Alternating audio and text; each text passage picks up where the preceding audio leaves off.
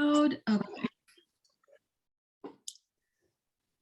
Okay, so welcome everyone, and thank you for joining us today to talk about Sahar Khalifeh's passage to the Plaza. And we're very, very lucky and very grateful to have the translator, Sawad Hussain, joining us today.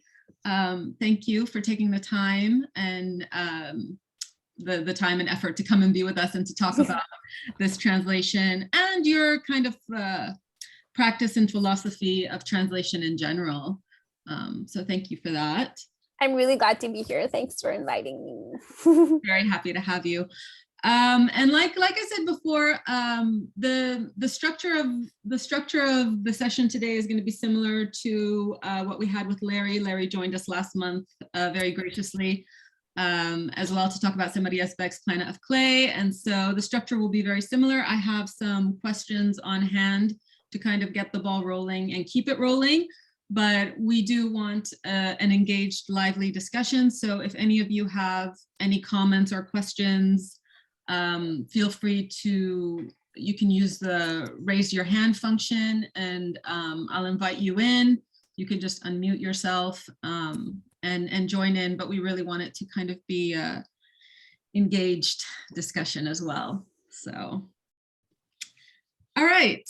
So, well, what we did last time is that I kind of ran through the bios that were printed here on the flyleaf, in the inner flyleaf, and then maybe we can talk about a kind of sketch of your background and how you came to literary translation in general, and then this book in particular.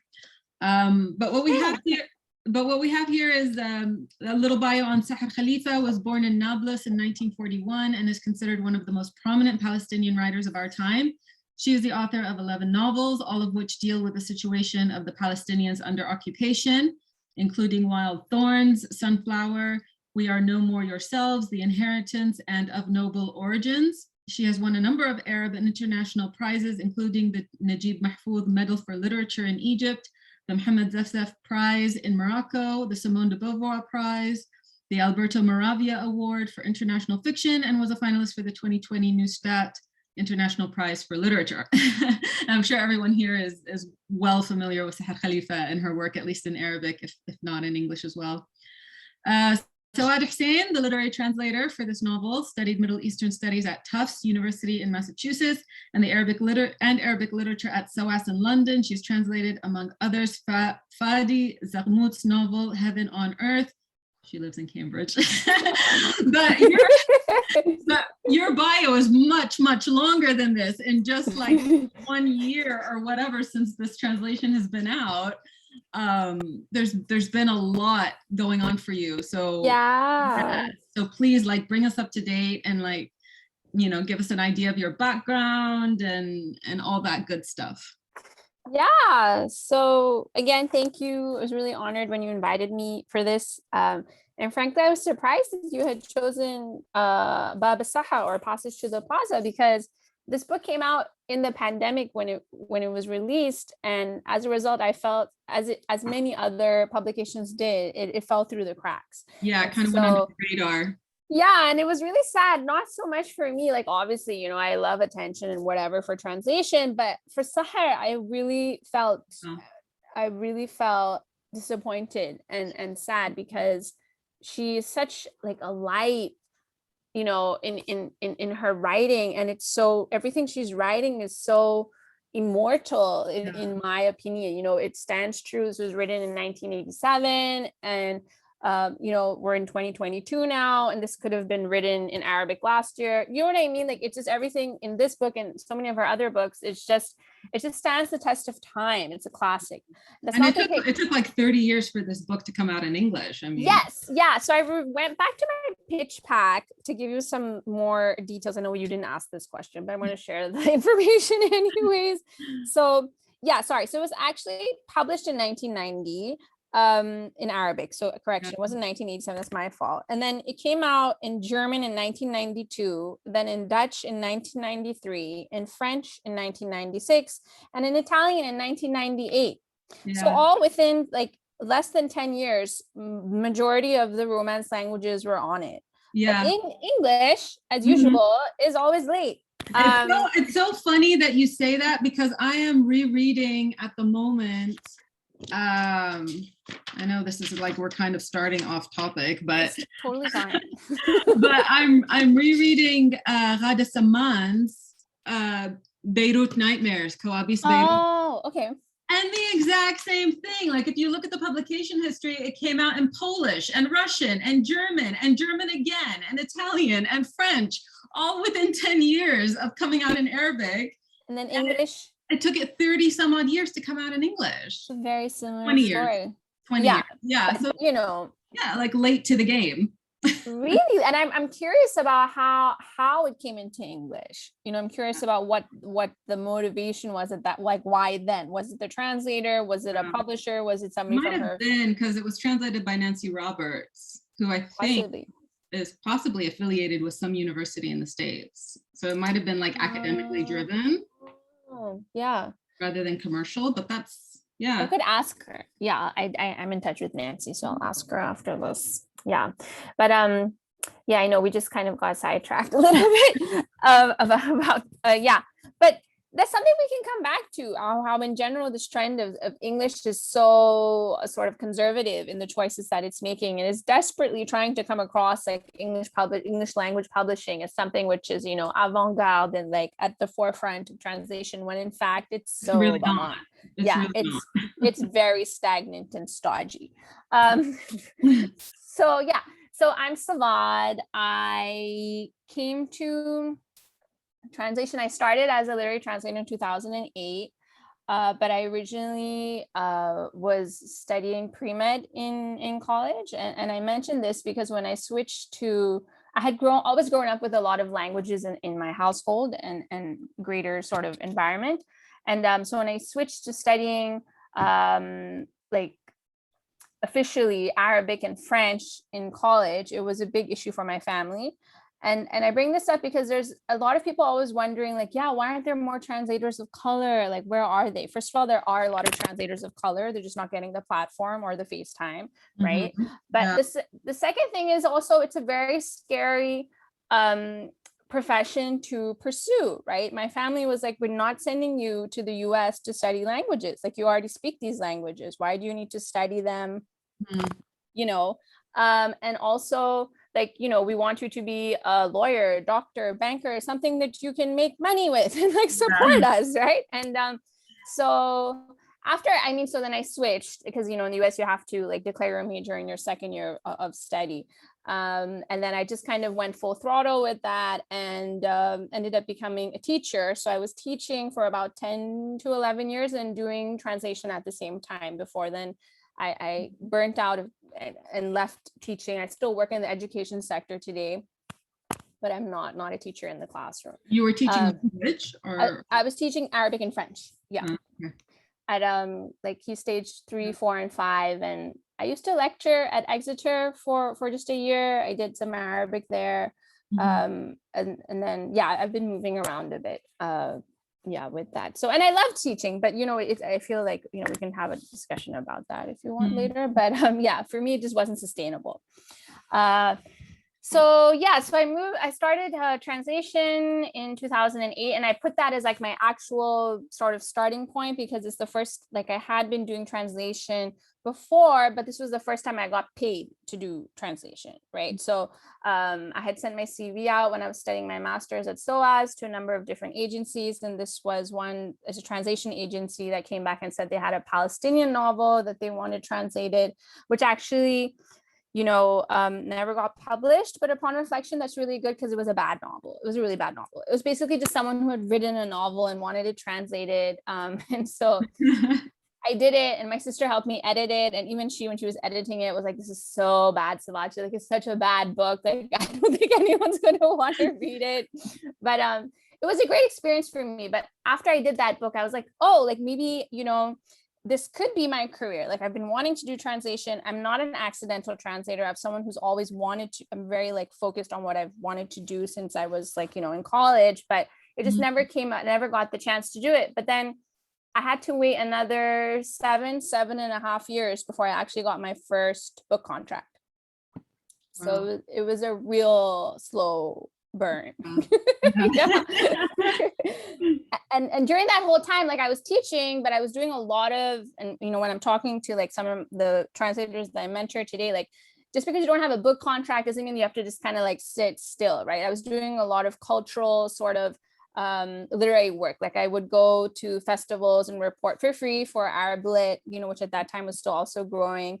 But as a result, like I got a free like media pass into the media rooms. You get like free tea and dates and stuff, which for me was like really great.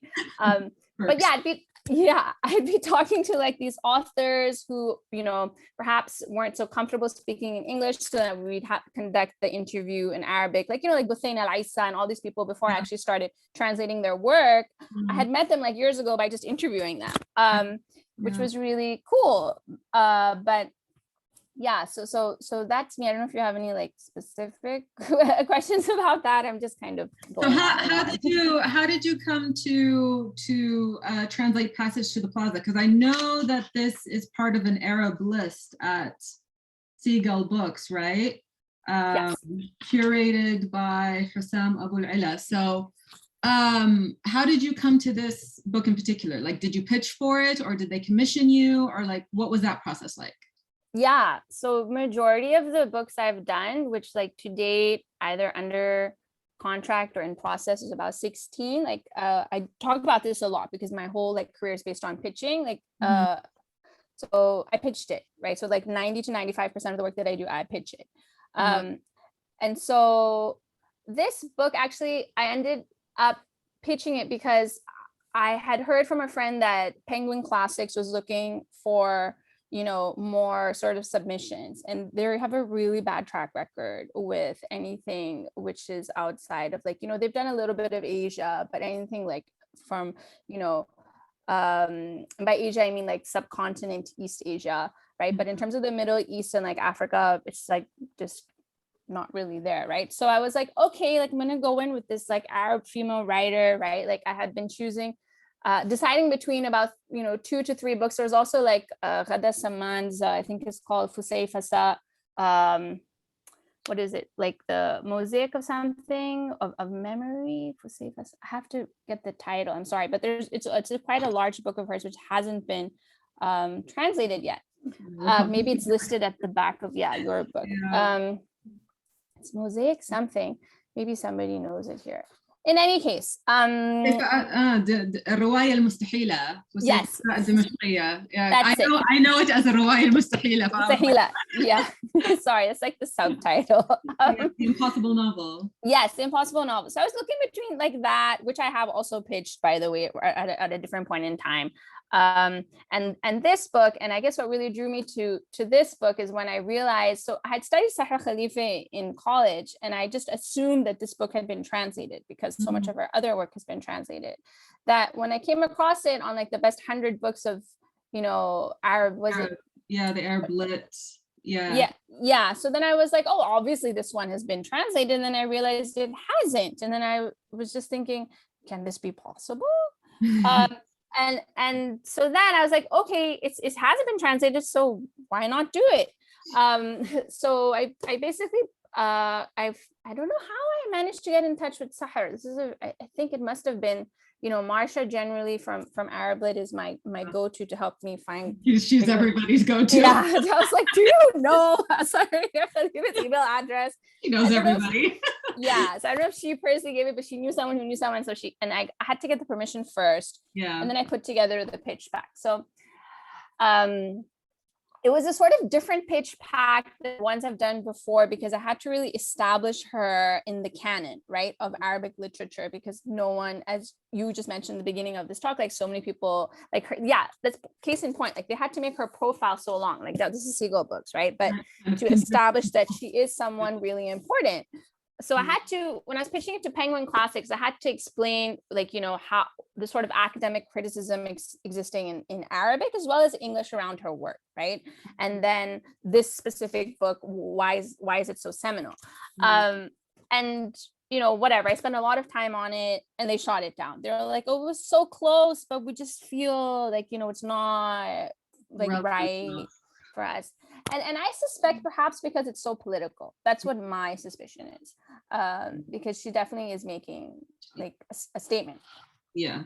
So then I didn't get that. And I was like, okay, so where else can I pitch this? And then Marsha's the one who put me in touch with Hussam Abu Aila. And he took a look at my pitch pack. And I think he came back to me a few months later and he was like, sure, like we'd love to do it. Yeah. And as I mentioned, like, even though this came out much later, it was actually my second, translation that I had worked on.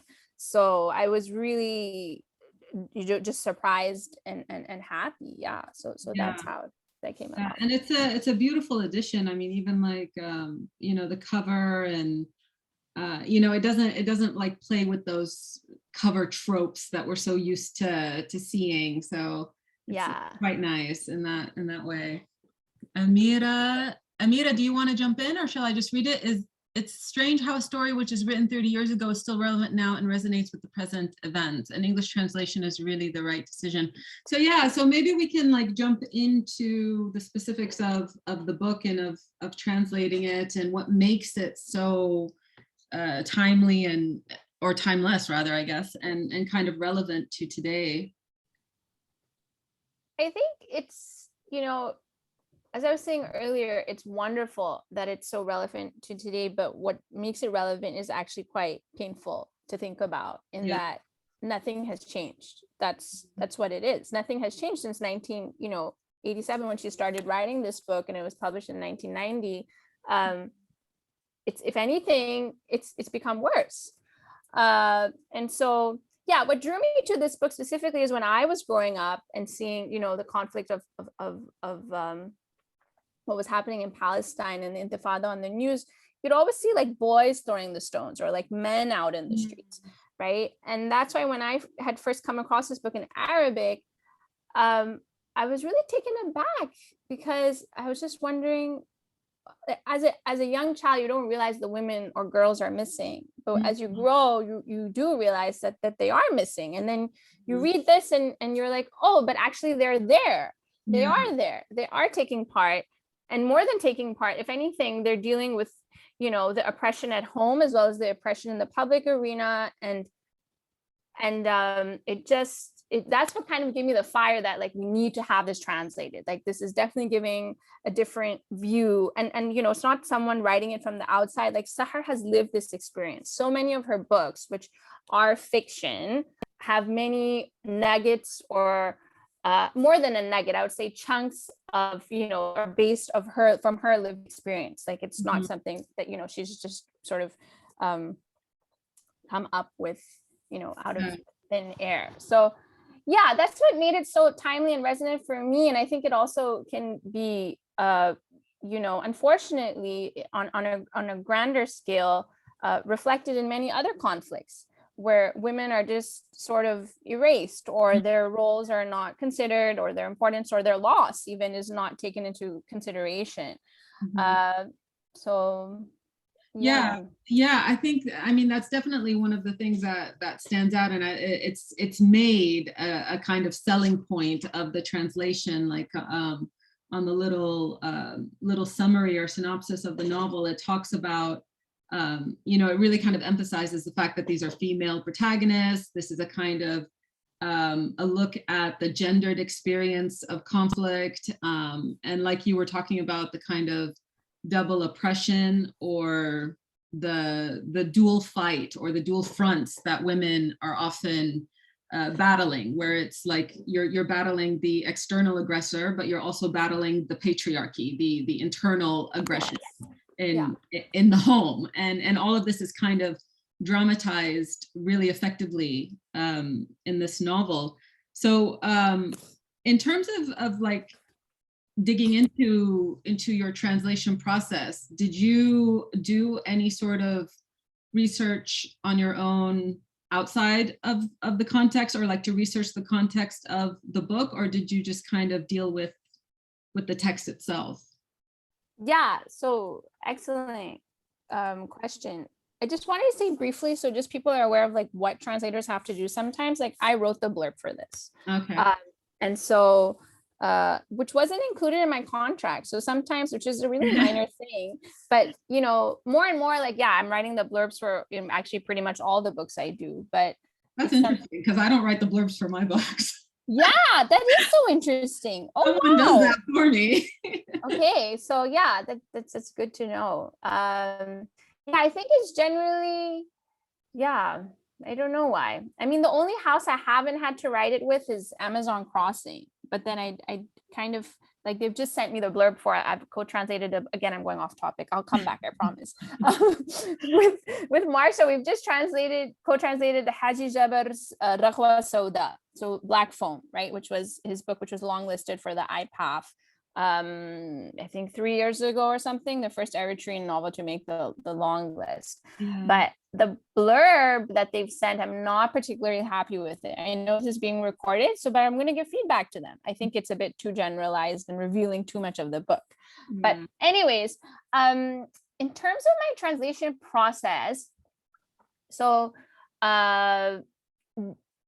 generally, so let me start with the research first. Yes, I always research for every book that I do, you know, especially because as I mentioned, like I'm curating the titles that I'm bringing into English. So even while I'm doing the pitch pack, I'm doing a lot of research as to how is this book received in Arabic, like what, you know, what is its sort of, if it's an older book like Legacy. But in terms of the context, just as much, even if it's like a country I'm familiar with, like, you know, like Palestine, because I've done a few books from Palestine. And when I was studying, that was like a focus of my dissertation. Like I will still review, like, because it's so easy to think you know something and then you don't. Like if I'm meant to be writing about something with authority, right, which is what you're doing as a translator. Yes, the words are there on the page, but I need to be really familiar with terminology or you know, general feeling or whatever the sort of focus of the book is, if it's more steeped in, you know, culture and history, or if it was like if it's a the challenge is dialect, like when I did Saud Sanusi's Fi'aran Hassa, I had to watch a whole bunch of Kuwaiti TV shows. Yeah, because like I've never lived in Kuwait, like, you know what I mean? So very specific dialect. Yeah, right. So I do like hours of research, and luckily because I, you know, well, you know, the books when I've been working here, I can use the university library, but otherwise, like, yeah, the research can include like reading books, it can include watching documentaries, watching TV shows, talking to friends, maybe about who have lived through either like a war that happens in a book I'm working on, or I know have a very like intimate knowledge of perhaps like a particular event. So that's like the sort of research that happens prior to the book and also while I'm translating. Because even if I were to translate a book, you know, or anything, I'm not an expert in anything. Like even, you know, somewhere where I have lived or grown up, or I just feel always that I want to research. And I always end up doing too much research. Yeah. Do you have any back and forth with Sahar about the translation? Yeah, she was so supportive. Oh my goodness, she's such a gem. Because I've had some very difficult author relationships, and just to have her support really, I think, gave me, and it sounds so Barbara Streisand-y, but like wings, you know what I mean?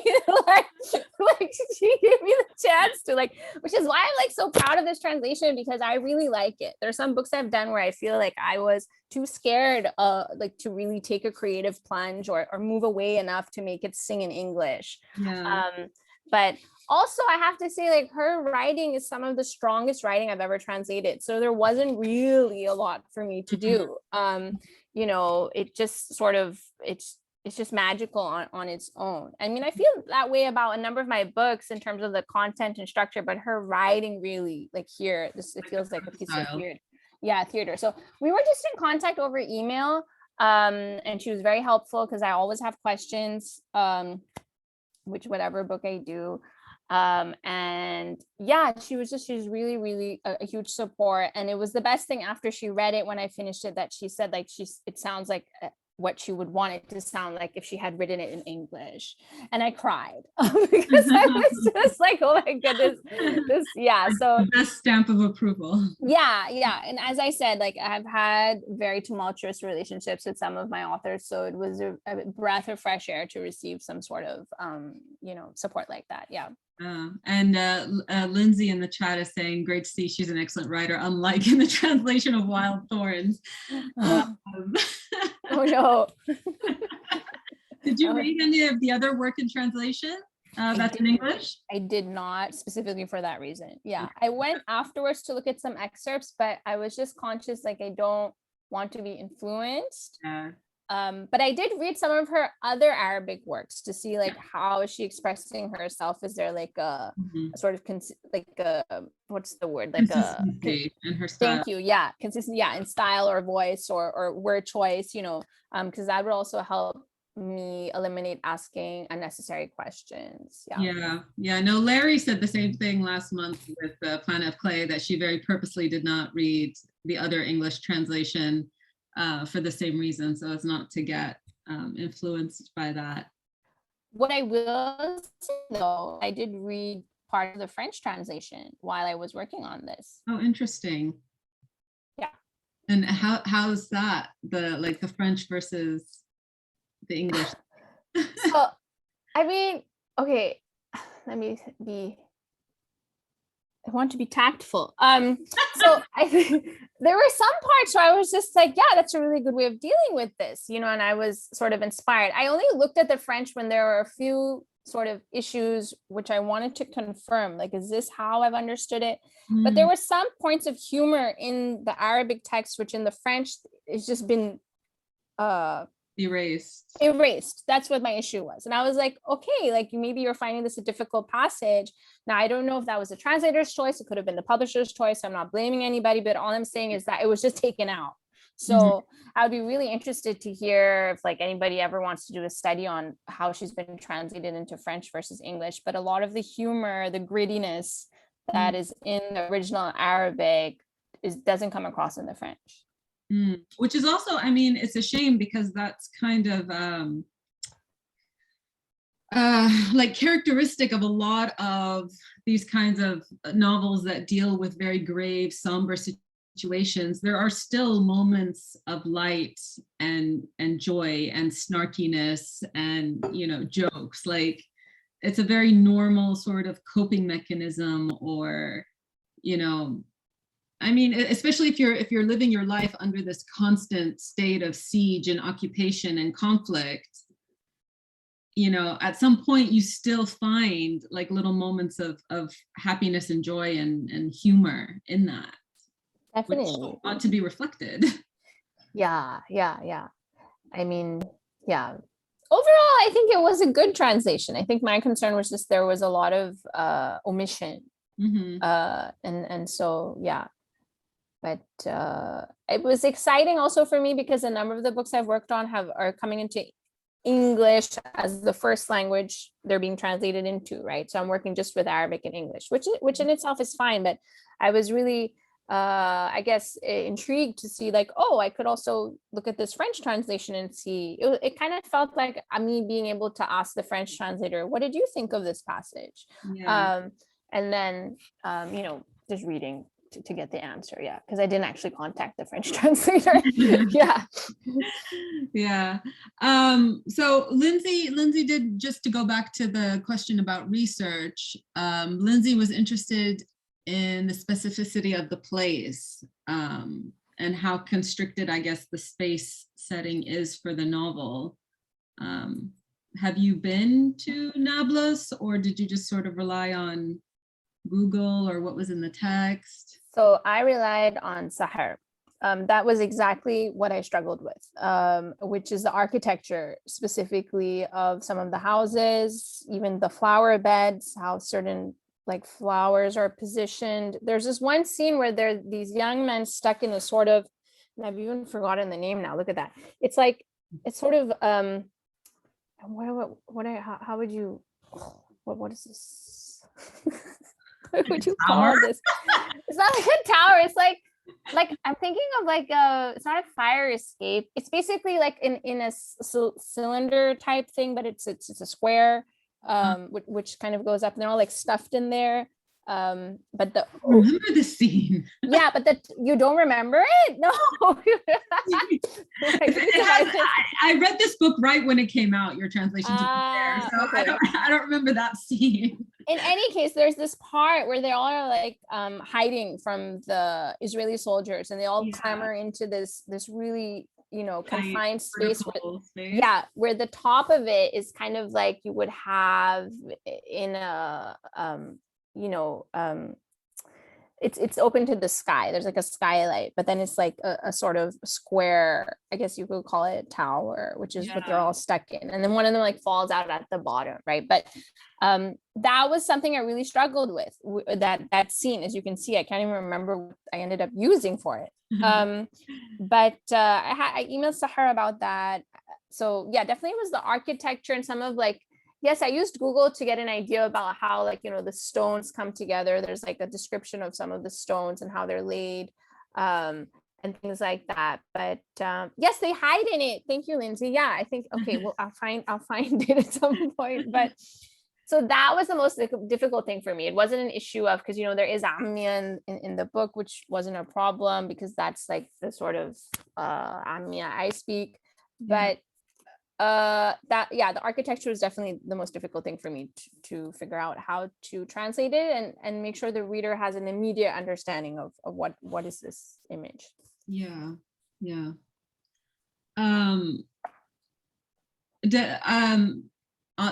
is a good place, I guess, to ask if anyone has any questions or comments that they want to jump in with at this time. Feel free to unmute yourself or pop something in the chat. I have loads of questions, so I can keep going. But I do want to give other people a chance. Oh, yes, Aroma had written Damascene mosaic. Thank you. Yeah, I'm just seeing the chat now. Which, by the way, has not been translated, in case anybody wants to pitch that, like that book. Yeah, I mean, shockingly little of Thada's work has been translated. It's almost criminal at this point. Yeah, the only issue is that she's very difficult to get in contact with. I have her postal address. I had to write her a letter to ask for permission to pitch the book, and she responded, but it took some time. So yeah, I'm just saying, if any of your students or anybody is interested, I can give them the details. Yeah. So Amira is asking, I just wanted to ask how you found the act of writing about the realm of women and oppression. I mean, how they rebel against themselves, the patriarchy, and the occupation. The historical burden, how did you find that?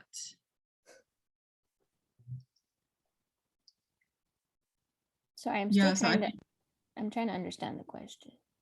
Yeah, so I think it goes back to, you know, this, I guess, the kind of multiplicity of the experience of, like, the gendered experience of this conflict, because the female protagonists occupy a lot of different subjectivities, I guess you could say. They come from different backgrounds. There's this kind of like Sit Zakiya, is that her name? Sit Zakiya, right? Who's kind of an agent of the patriarchy. She's complicit in it. So maybe like just talking about all those different experiences and translating them, giving them distinct voices. Yeah. Okay. So thank you, Amira, for your question. And thanks, Leila, for helping me understand it. I mean, if that's what Amira meant. I don't know, Amira, you're free to chime in if I get it all wrong. Yes, Leila, thank you so much for explaining. But I'm just asking about how did you find the act of writing or translating the experience of women, taking into account that we have here different characters. We have a student, we have a prostitute, we have an old lady, and they all have different views and backgrounds. Mm-hmm. And they are all united under the act of rebellion. Mm. So how did you find that? Oh, yes, yeah. I think I found it refreshing. I think because a number of the books I have either read, you know, or translated, unfortunately, the portrayal of women a lot of the time is confined to a specific sort of role or, you know, way women are meant to be sort of behaving. And so I found it quite freeing to be working with a book which also was where women were at the forefront of the narrative. They're not just like some side character. So I really, that's why another reason why I really enjoyed this book. In terms of the voices, I found it like Zakia's voice was pretty easy to bring across.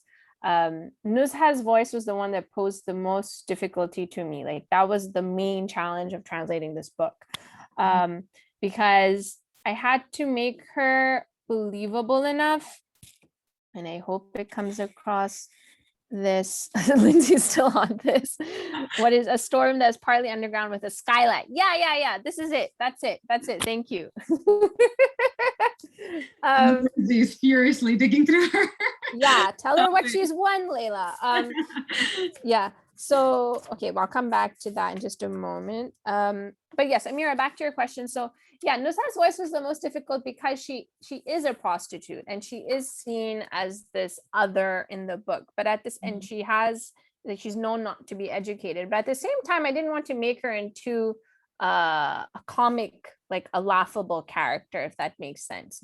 And the reason I was struggling with her voice is first I made it very okay, so there's two, I guess it's twofold. First of all, I'm translating into a sort of British English for Seagull Books because they are a British, I mean, they're an Indian house, but with a British arm. And the English they wanted was British English, right? Yeah. So I first came across, like when I was translating her, I made her into a particular sort of, from a particular place in Britain, which will remain nameless for now. And I had her, that sort of accent, that sort of, you know, rhythm to her voice. And I had a colleague of mine who doesn't do any translation at work read those parts aloud with me, and she was like, this is so exaggerated, it's just everything is coming off as wrong. So I had to really reel it back in, and then also just think about, you know, what are the key features of her voice, of her personality that I want to bring across. So yeah, so that was what it was. A lot of just, I've never done that specifically just for one character. Like, yes, in translation, they always encourage, you know, people to read aloud what you've written, but I went through the entire book and read her scenes aloud anytime Nuz has spoke with somebody else once I had refined her voice. So yeah. Yeah, she is quite a challenging character. Lindsay's noting that her mood oscillates quite wildly throughout the book. Yeah. So kind of a hard voice to grab hold of. Definitely, yeah. Yeah, especially versus the other protagonists. Yeah, Summer. I think because also Nusha is she's so much more of sometimes what I want to be but can't, which is like, you know, forthright and outspoken, and a lot of times I'm more just like wanting to please people. And fall into how women are meant to be heard, which is something I'm always daily working against.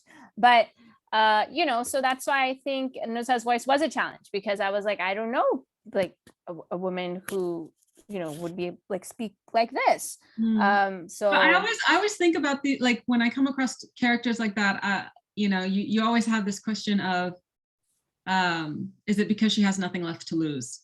Is that where the forthrightness comes from? Is because people have already made up their minds about her,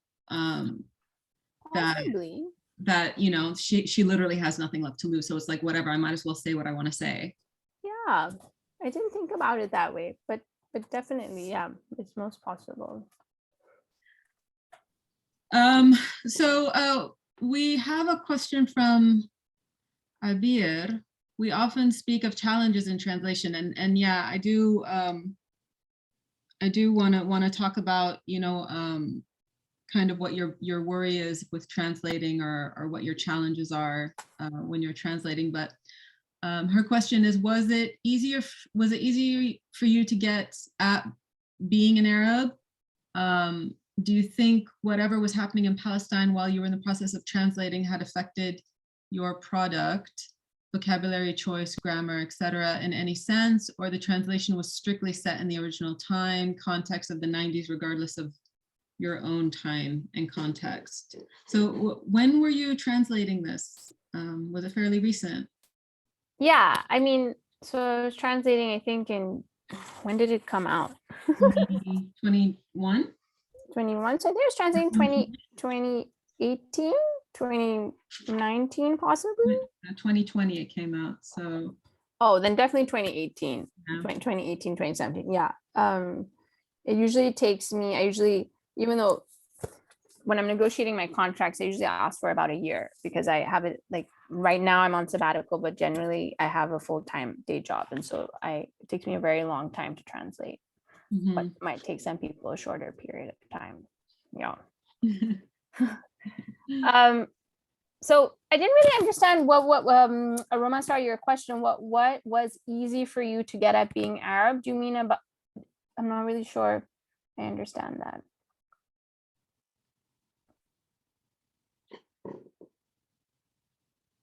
Abir, do you want to come in, or write out the? I can address your second question in the meantime. Yeah. Yeah. Okay. So in terms of, what was happening in Palestine while I was in the process of translating, in this book, I've found that there wasn't a lot of political terminology used in comparison to, like, Mama Hissa's Mice, or this Yemeni nonfiction book I'm currently working on, where I do have to continually check, okay, what is the current terminology used to refer to this specific group or this area in the country. I didn't really find that challenge with this book. And it sounds, sort of unbelievable, but as I mentioned, usually with a lot of the other books that I work on, I have to sort of massage the language a little bit. But with Sahar's writing, I really didn't. I really didn't. It just, honestly, it's just, I was just translating and it just kept coming. So the few points which were a bit tricky were, the interactions which are happening in Hebrew and Arabic between, for example, Sid Zaki and one of the Israeli soldiers. And it's like in the early part of the book, this thing about when he's like, what are you? And she's like, and he's like, Doctor. And she's like, no, Qabila. And he's like, Kabila, like, what that, oh, she was saying, I just meant what was easily translatable in the novel. Okay.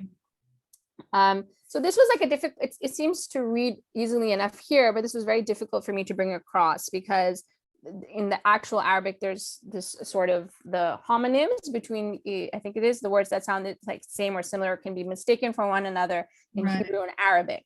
So things like middle wife and midwife, like that's just something that I came up with.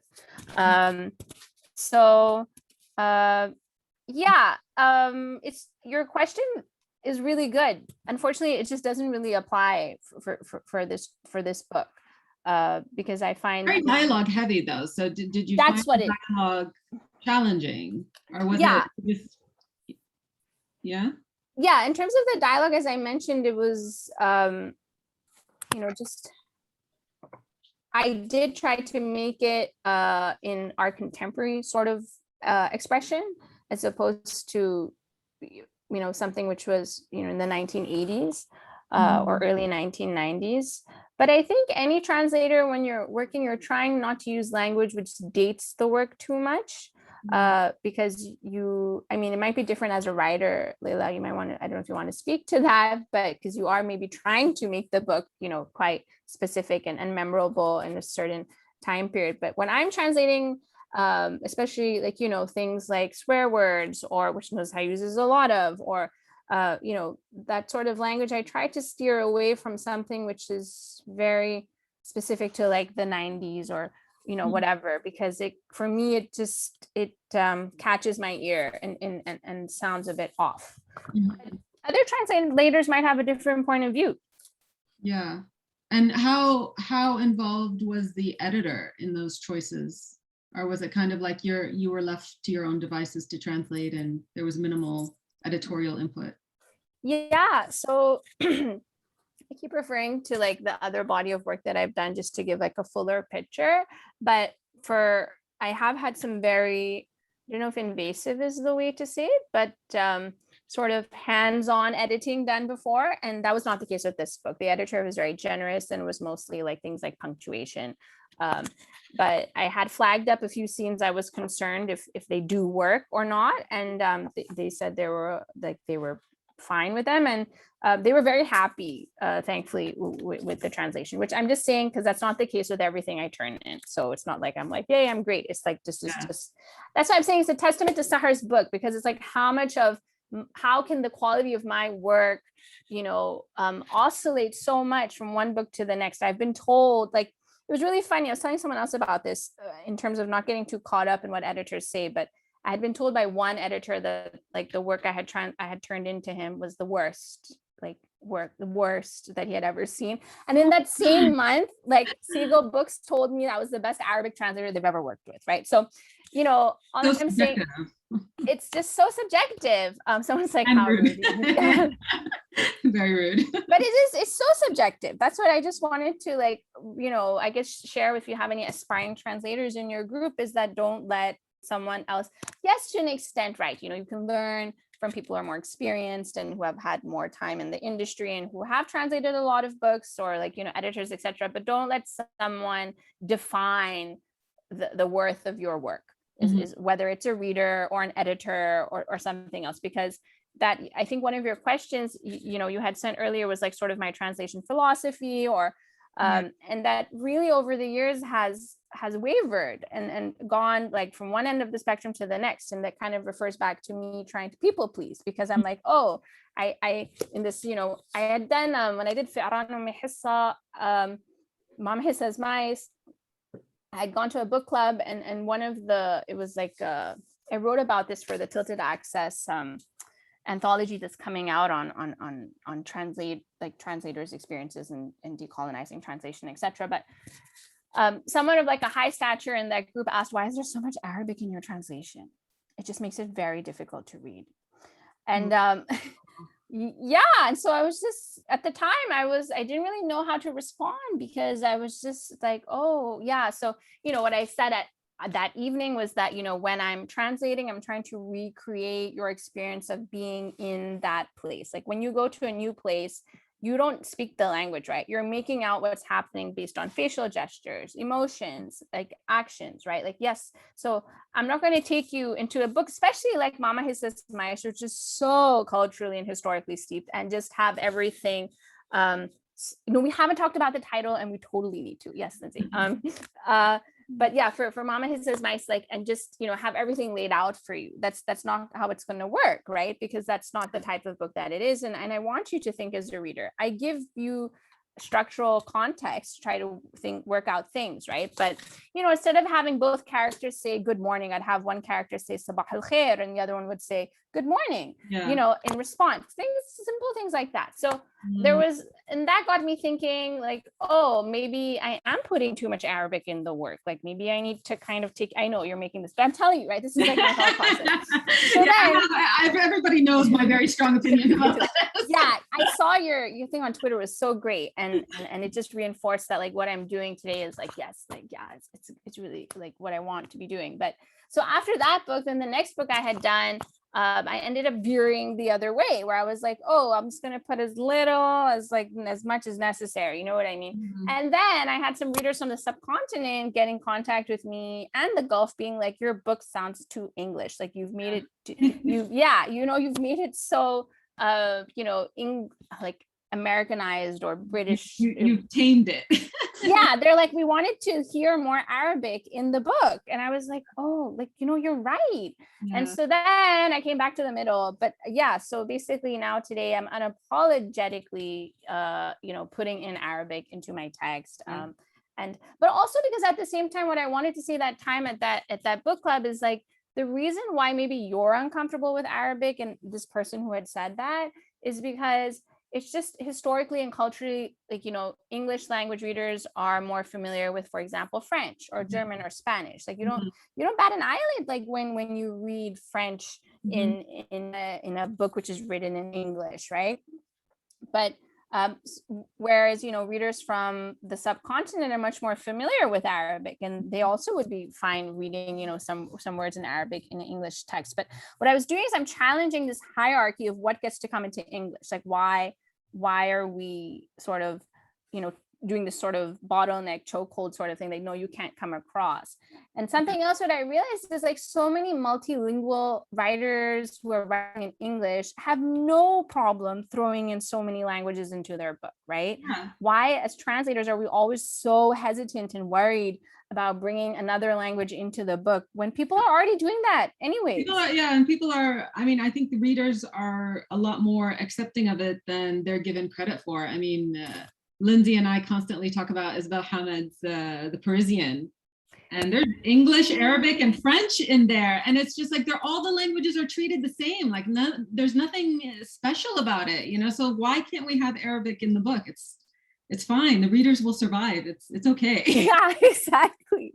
I honestly have gone through that book and like underlined, you know, specific passages to remind myself of the technique that Isabel Hamad is using, like when she's writing that book, and tried to emulate that in my actual translation. I think it's also a recognition of the diversity in terms of the audience for this literature. I mean, the audience that's reading Sahar Khalifeh's Passage to the Plaza is not necessarily non-Arab. They could very well be Arabs who, you know, either, you know, have varying levels of fluency in Arabic, or just haven't been able to access the Arabic text, so they're reading the English translation of it.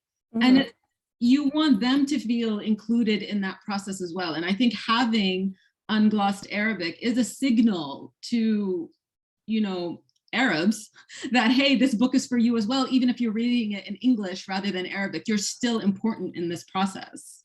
Yeah, definitely. So I've ignored some stuff that happened in the chat.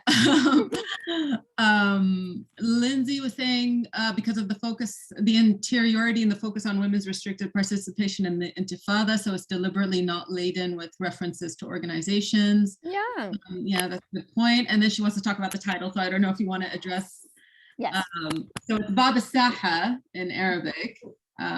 Which you mentioned helpfully in the opening of your blurb in al-Saha, a quarter in Nablus. So what happened with the change in title?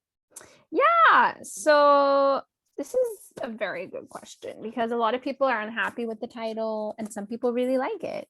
It seems to be quite divisive. So, okay, originally, if possible, I would have wanted to keep it as al-Saha, right? But that wasn't an option, unfortunately, like with the publisher, because it's like the name of, you know, the area where they are, but also literally means like, you know, door to the courtyard. Now, door to the courtyard is, in my mind, it's very clunky. Yeah, it doesn't sound good. And for me, so I just kept saying al-Saha, al-Saha, al-Saha. Like I just kept saying it to not to say, go around the office saying this. And I realized that there's like this sound, right? Saha, right? And so then I was like, oh, how can I emulate this sort of, you know, I don't know what you would call like an internal repeated, it's not like a rhyme, but sound, right? Yeah. So then that's why I came up with Passage to the Plaza, because it's the sound, right? al-Saha, Passage to the Plaza. I was trying to emulate. Interesting. Yeah, the way it kind of rolls off your tongue and the sound to that. So yeah, I thought Passage was fine for Bab, and Plaza at that point, it was more so like, yes, I think Lindsay has mentioned here that in an Arab city, she's like saying of this age, like, yeah, I think, you know, you have every right to say that. But for me, I think I was sacrificing a little bit of the meaning for the sound. I wanted it to be something that was easily remembered and also emulated the sound of the title in Arabic. Yeah, because I suppose like with Arabic cities, we're used to hearing like Saha would be Square. square. Yeah, like Tahrir Square or Yeah. Irada or Sahat, so it kind of makes you think of a square rather than a plaza. Yeah. But it's a really great rationale, and it is a memorable title. I think it is like it's pleasing to hear. Like it sounds nice. Yeah. Even if it doesn't linguistically kind of match up, but it still needs to. It needs to sound good. It needs to look good on the cover. These are things that we don't necessarily think about, but the publisher thinks about it and the editor thinks about it. So yeah. Alif, yeah, please feel free to jump in. Right. Hi, Laila, and hi, Sawad. Thank you very much for joining us today. Oh, I have so many questions, but I have to narrow it down to two. Okay. So I'd like to ask a question about translation in general, and perhaps the relationship between translation and marketing. Sure. Now, a couple of weeks ago, I had the chance to attend a seminar about Turkish writers in translation, and Maureen Freely was there, and she, while commenting on her experience of translating Pamuk into English, she said, she talked about how it took a whole army of editors, translators, publishers, all around the world, sort of to enable him to enter the world stage. So I'm just wondering what you would say to that. Would you agree on that? I mean, and how much agency do you think translators have as gatekeepers, so to speak, when it comes to introducing a writer from the periphery into the center? And the second question is another point that was highlighted in that seminar was nowadays women writers have a higher chance for translation compared to men. What would you say to that? Do you also think like that? And also, I also heard it was also stated that yes, there is this interest in women writers, but especially in the stories written by women writers, especially the stories of women suffering or of those poor oppressed women, in the hands of their patriarchs, and if it is not such a story, it's not really. So there are certain things that they want to hear, and if it is there, yes, chances are higher. If no, unfortunately no. So have you noticed any such what are your observations? Have you noticed such expectations on the part of the publishers? So thank you for that. Yeah, I feel like we have a whole panel on these three questions you've just posed. Is brilliant, and they're definitely questions that keep cropping up on among my colleagues, and also like different discussions I've been a part of. So I think your first one was in terms of the army that was required to bring Orphan Pamuk into English and for him to achieve the sort of cult status that he has, today, or at least had at the time when he came out in English.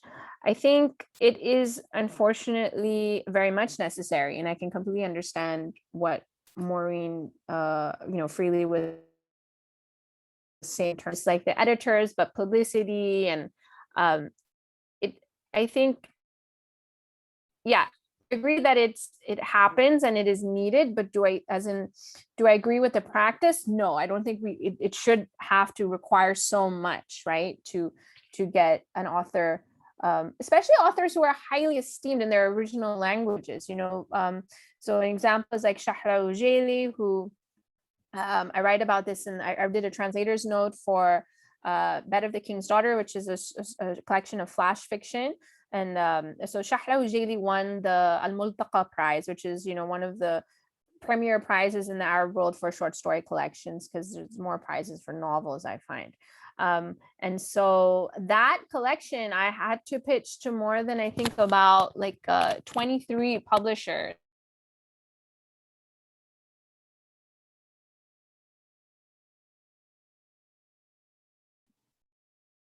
It looks like we lost.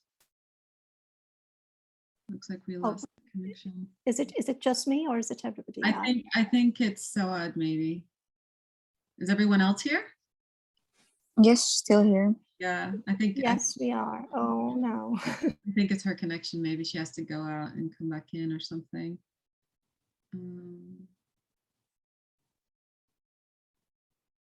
Yeah, we seem to have lost her.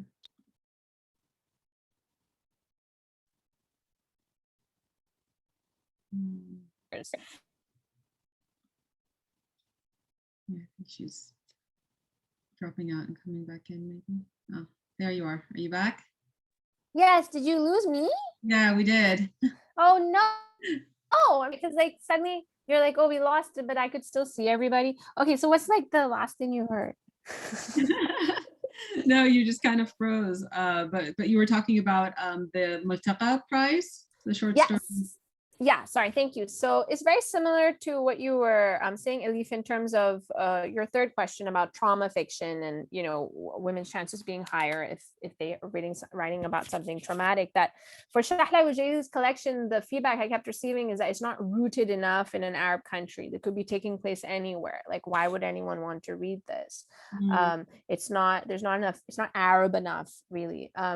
And so, but for me, it was more so like, this is an author who has been celebrated in her, you know, milieu, and you know, extremely so for this short story collection. Like, why can't you just take it on that, like that merit, that this is something that we should also try to engage with in English? Fine, you don't need to celebrate it, but at least take a chance on it and publish it in English.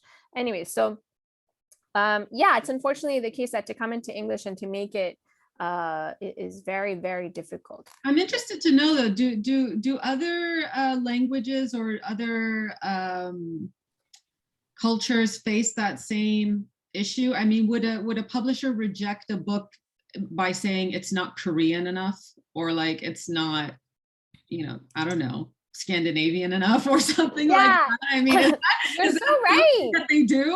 But yeah, I don't know. I mean, I think like European countries can get away, what I've noticed with it, like not being rooted in their culture or history, because they can just write about like things like laughter and meditation and sadness and whatever, right? Whereas like my Libyan author that I work with, Najwa bin Shatwan, is always expected to write about Libya, always expected to write about the female experience in Libya. So that's so true, what you're saying. And I'm going to go through this really quickly because I know we're over time. Sorry, no, so, I mean, as long as you have time, we have time. okay, so I can probably stay for another like 10-15 minutes, but then I have to go relieve my husband from childcare.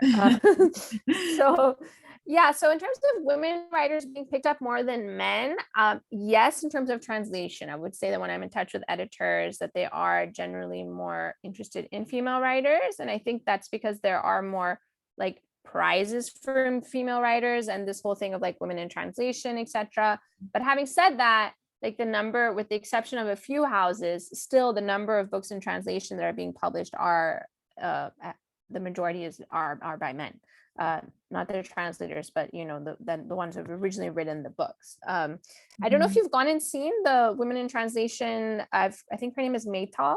Yeah, so she has a lot of really interesting figures that she publishes. Yeah, if you're interested in that. And yes, definitely, this is a theme that came across when I was interviewing a number. I'm just going to specify it for Sudan. I curated a Words Without Borders issue on women writing in Sudan, and I also interviewed the writers about their experiences. And something that did come across is that what they're writing, first of all, is always assumed to be their actual life experience, and secondly, you know, they're expected to write about something which is like oppression, trauma, you know, things like that. They can't just write about, you know, politics or something else. So yeah, unfortunately, that is what editors in the English language world are looking for. There are a few exceptions, like, you know, presses like Tilted Access Press, Seagull Books.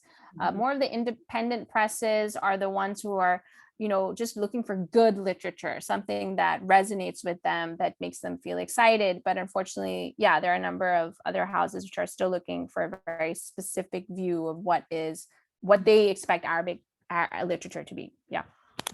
Yeah, no, it's definitely frustrating for those of us who know the literature and who kind of value it on its own merit rather than expecting it to perform in certain ways. Yeah. So it can be very, very frustrating. But I think that kind of, goes a long way towards kind of explaining why it takes 20 or 30 years for someone like Sahar Khalifeh, Passage to the Plaza, or Ghada Samman's work to get translated, because they don't necessarily fit that mold that the Anglophone Academy is expected, or is expecting rather, to read about. Their critiques are more, they're broader, they're more all-encompassing. They don't hinge on traumatized, oppressed women and the barbaric men that slap them around. I mean, those scenes are there, but the focus and the critique is much broader and the kind of, and it's more nuanced, and there's a deeper understanding of the kind of political, economic changes that can happen, but the transformation in society is a much harder battle to fight in a lot of ways. And I think that that's something that's hard for the Anglophone Academy or the marketplace to deal with. They're not expecting to read those kinds of critiques. I think I love, first of all, because I've seen a number, like your talks, how you frame things so eloquently. I just loved how you framed that. But I think we underestimate the marketplace. I think we underestimate readers. And so I think publishers are guilty of that too, that they just, because I mean, even if you just take a look of the Man Booker, shortlist this year, a number of the books are titles that people hadn't even considered were worth reading, like the Tomb of Sand, the Hindi translation, or Cursed Bunny, a short story, like horror short story collection. And now look at them. Yeah, that's a good point. Okay, so I guess we better wrap things up. If no one else has any last questions or comments that they want to very quickly pop in. Thank you, Sawad, for taking the time to be with us. I did have more questions, but we kind of went off topic, which is always fun. Or not off topic, but off script. And anyway, you are going to be joining us for our translation roundtable panel. For our MENAWA conference, and so I'll kind of like slide those questions in there. Yeah, sounds great. And that's how you pronounce it. The whole time I'm like, is it MENAWA? So it's MENAWA. Is that how you say it? Yeah. Okay. Well, I mean, that's how I say it. I don't know how everyone else says it. But we do look forward to having you join us there. And a lot of our MENAWA Reading Group members have already signed up. So thank you all so much. It's been great. We've actually had like 90 people sign up in 2 days, which is kind of amazing. So we really look forward to seeing everyone there and to talking more about your practice and philosophy and the kind of pressing issues in literary translation in general that we can get to there. But thank you again so much. Thank you. And thanks for everybody who came. Yeah, I really appreciate it because it's so beautiful outside. So you could have been outside instead. It is nice today, isn't it? But thank you. So we'll be in touch. And thank you to everyone. We will also be in touch with further information. And as always, please shoot me any titles that you think we should be reading. We are always receptive to that. So thanks, everyone. Thank you. Thank you. Bye.